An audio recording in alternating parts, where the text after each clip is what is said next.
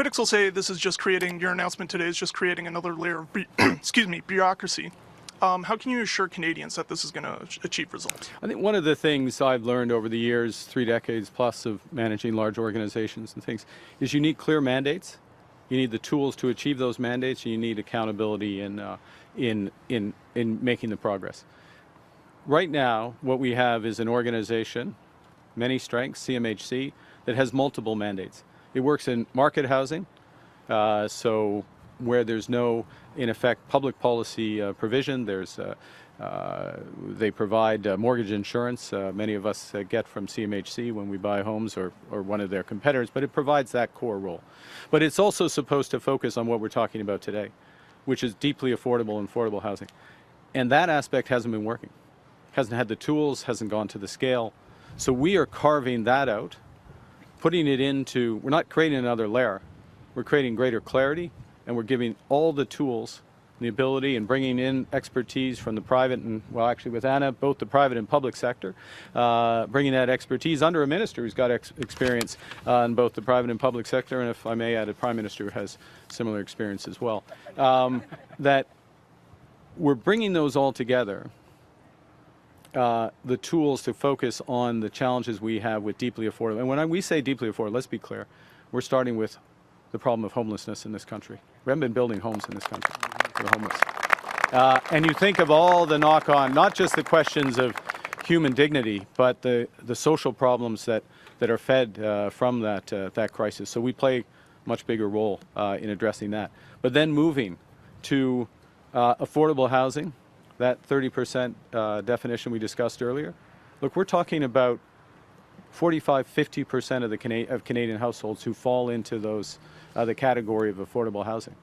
And we haven't been building enough affordable housing. So what we get is an entity under the minister, Build Canada Homes, with a private sector, public sector CEO with Anna, that is exclusively focused on that, has the tools in order to do that in terms of financing mechanisms, but also has a huge land bank coming from Canada Land.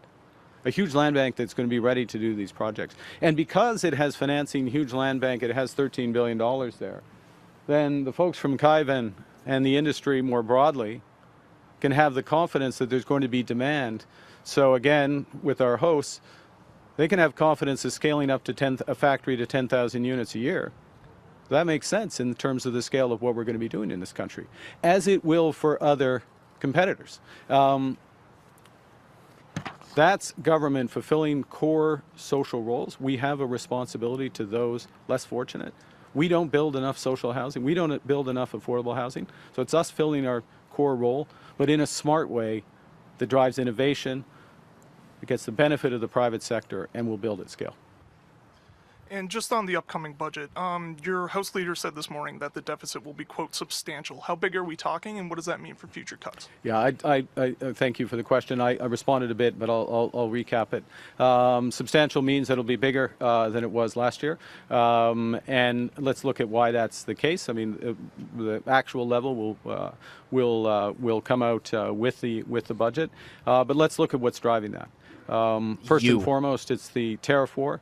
The shock that's created by that, the rupture created not just in Canada but around the world, and the knock-on effect, including on the United States, where the economy has slowed as well, I would observe.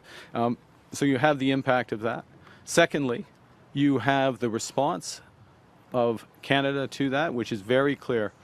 We want to protect our industries and workers in the most affected sectors.